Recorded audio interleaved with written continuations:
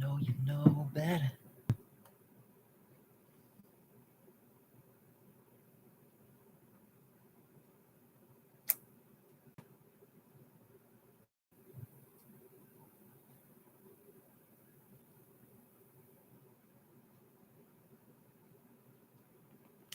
All right, let us pick up this book, one that we have not picked up in quite a while.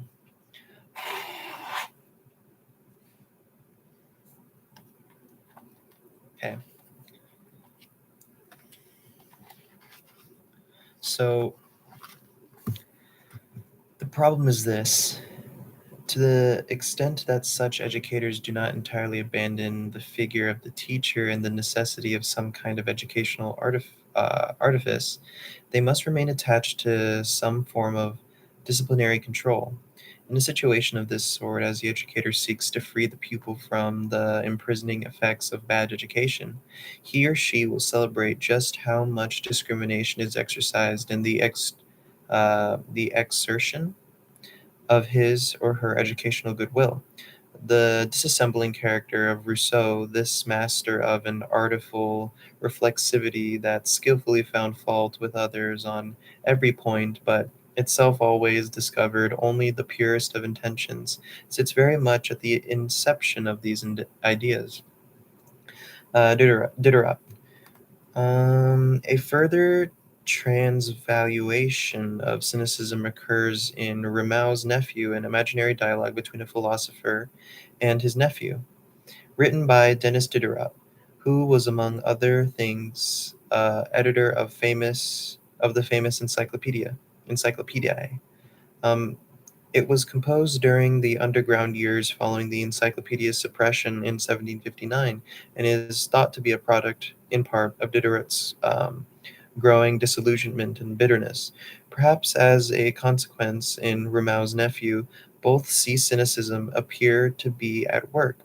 Though the nephew depicted in this conversation makes mischief by unmasking the pretenses of the corruption of the mid 18th century in Persian literature, and in respect performs his role as a cynic to good effect, he nonetheless accepts that social context as a accompli, and accommodates himself to reality as best he can in the name of survival and profit.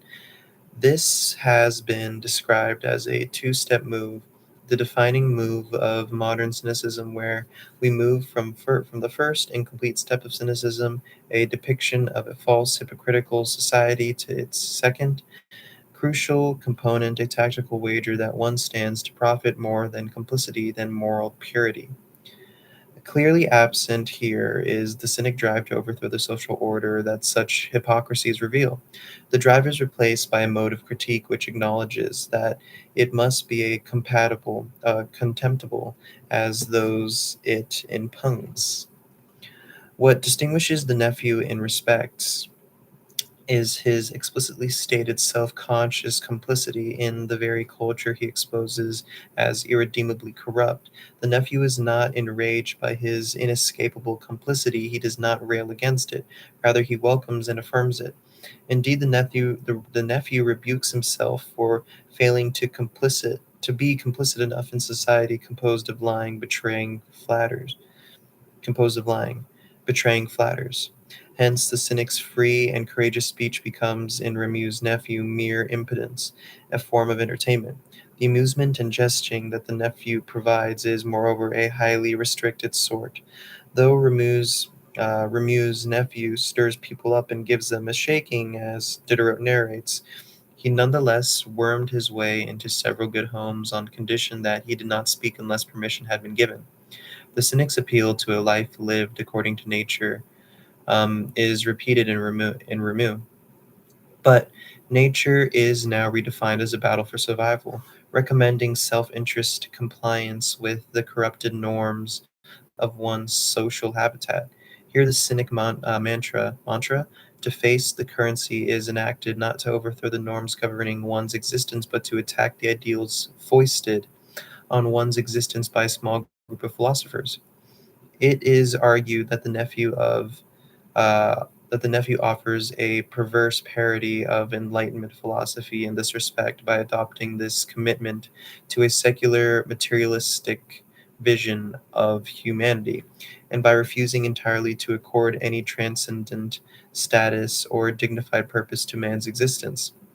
The nephew takes that thought to its endpoint, to the most reductive materialism, when he declares the most important thing is to evacuate the bowels easily, freely, pleasantly, and copiously every evening. O precious dung, that is the final outcome of life in every sphere.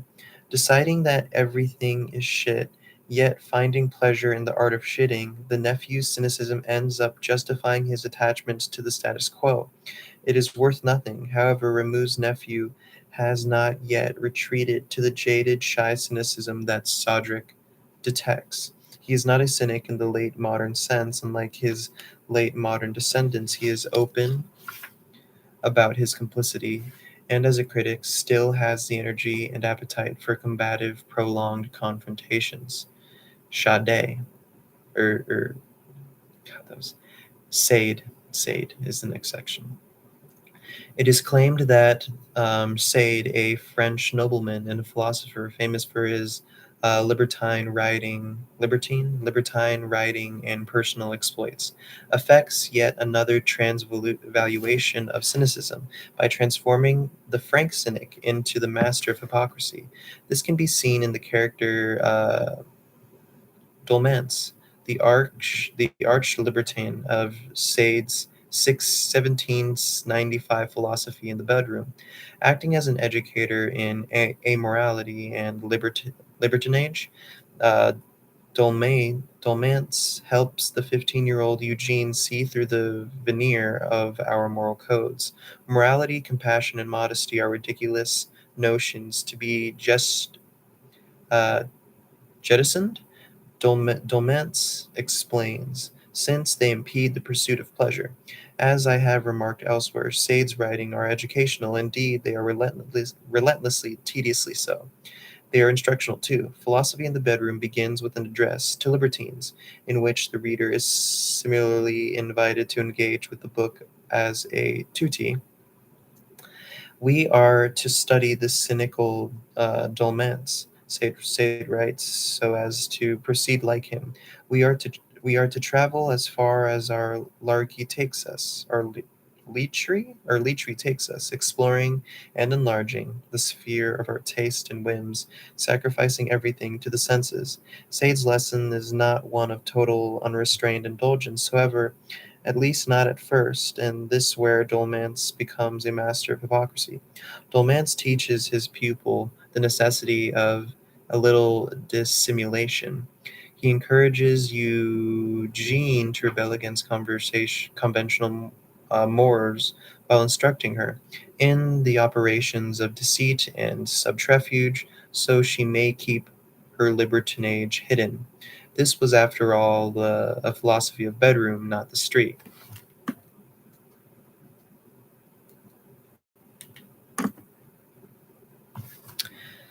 Elsewhere, his Corpus Sades libertines do travel beyond the bedroom. Here, Sade's cynicism appears as if it were a parody of its ancestor, where the cynic injunction to live in accordance with nature becomes the libertine a social norm that makes free sex an obligation, not an option.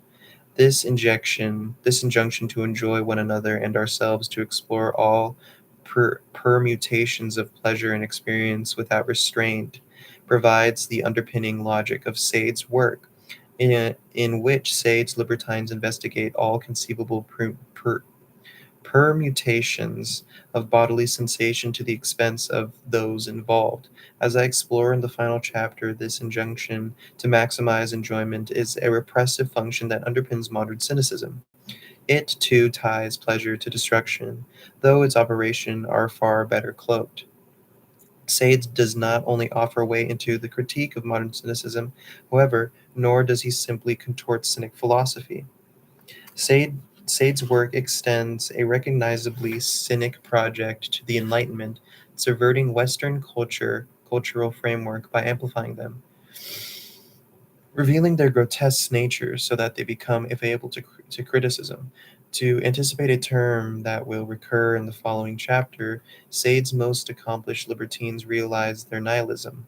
They follow through the tradition of Western metaphysics that associates being with the higher realm, degrading the word below for its being mired in processes of transient becoming.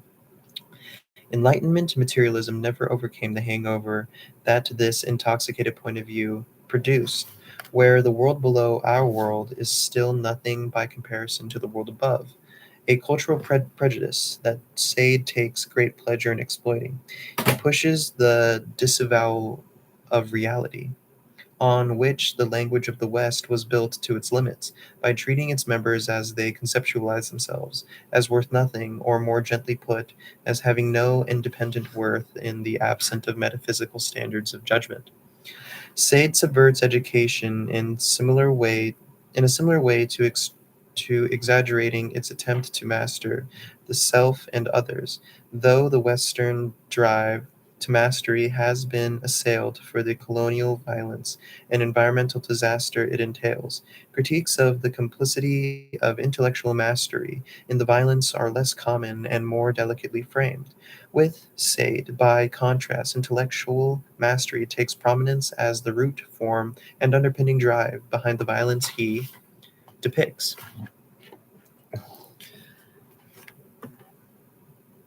I want a slushy though. I come to your city looking for love in a nigga.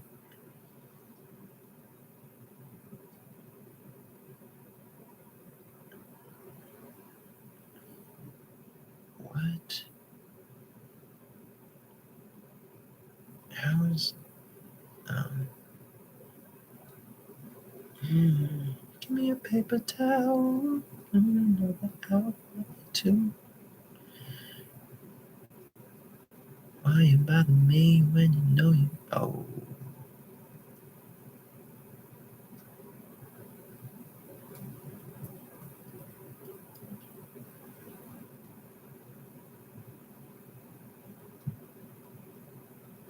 hmm. The Socratic pedigree of intellectual aggression indicated by Sade's use of the term Socratizer,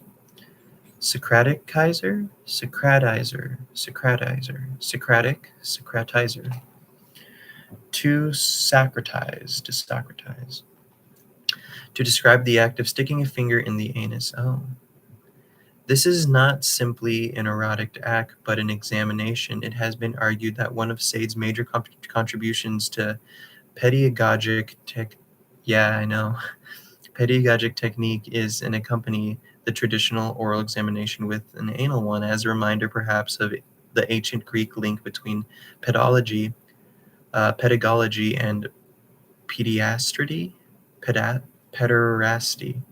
The libertine will enter the body by any means, cutting it into it if necessary to investigate and draw out its innards. Cool and rational, the intellect affirms itself as an active participant in the horror. The horror it perpetuates is indeed an integral to the self development of the presiding intellect. As Simon de Beauvoir observed in the Cédine, libertine never loses himself in animal nature. His perversions his perversions are so premeditated and cerebral that philosophical discourse, far from dampening his ardor, acts as an aphrodisiac. With Sade, we find the wildest hopes of philosophy and education realized. A lucid mind inhabits a body which is being degraded into matter. In this scheme, self mastery does not take the conventional form of self abasement, chastisement, and bodily restraint. Instead, it is devastatingly affirmative. Libertine self mastery is realized in attempts to overcome all conventions, norms, and restrictions, including the operation of a conscience, which prevent the libertine from pursuing his or her will to power without check. The body is overcome by excess, not restraint. This is, nonetheless, a disciplinary excess. Indeed, if we view the long tradition of self mastery not as a system of repression, but as a technology of self that constitutes us in its attempts to educate the body and form its being, libertine self mastery can be as an aggr- exaggeration, not a reversal. Sade merely lifts the lid on the activity of the libertine, attempts to exhaust all possible contortions of bodily existence. Libertine, what is?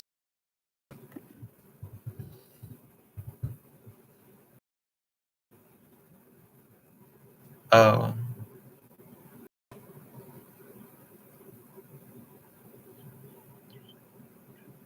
all right.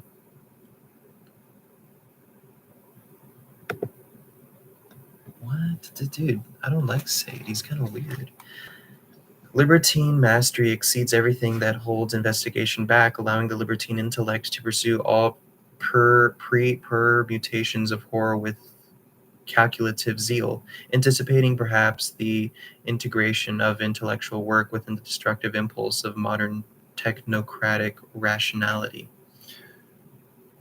In Say's writing, we find the drive to sovereign mastery that underpins Western education and philosophy pushed to its abysmal conclusion, the destruction of humankind, God, and nature. By implication, if anything is to be retained of ancient cynicism in militant philosophy, it must develop beyond the self-defeating, world-denying consequences of a drive to mastery beyond the mastery and destruction of others and their environment. Although ancient cynic mastery might be contrasted with other forms of sovereign composure that seek to regulate and form the body in the name of higher calling, and although it might be defended by promoting a strain of mastery that affirms rather than denies experience, as Sade makes clear, mastery can be destructive, even at its most wildly affirmative. This is not to argue that mastery is in either form should be simply rejected. As a salutary note, this is the endpoint of the libertine reaches in Sade's writing, where the libertine discovers that his or her lasting bind is to quest for mastery itself. In The Abandonment leaves the libertine romping without purpose, ceaselessly active, aimlessly so in ways, and ceaselessly is such a good word, aimlessly so in ways that seem to anticipate a direction of travel that today's educators may begin to recognize. How many was that? Okay. I mean, we're at the end of chapter 6. I guess I could continue, but wow, we're actually almost done with this. 50 more pages, not bad. But I think I'm going to call it there. Yeah, so we should be finishing this, and I should finish this before I go off to school. So that is actually really cool, really good. All right, I shall go now.